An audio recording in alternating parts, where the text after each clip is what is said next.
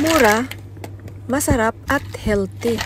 Ito ang aking niluluto na ulam. Nasa kamay nyo na kung paano ito pasarapin. Kaya ayan, sundan nyo lang ito at napakasarap. Ito yung tinatawag na medicine food. Bakit?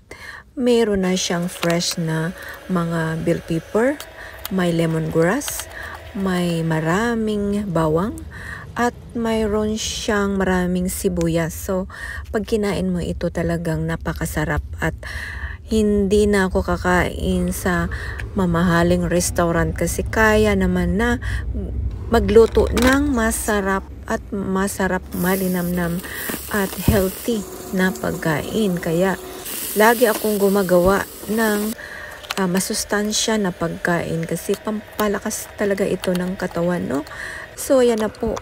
Organic na coconut milk at ayan, tanglad at from my gardens, friends gardens, ayan, mura lang. So, kailangan lang natin na hindi marami ang kainin kasi yung shrimp ay tamang-tama lang, eat moderately.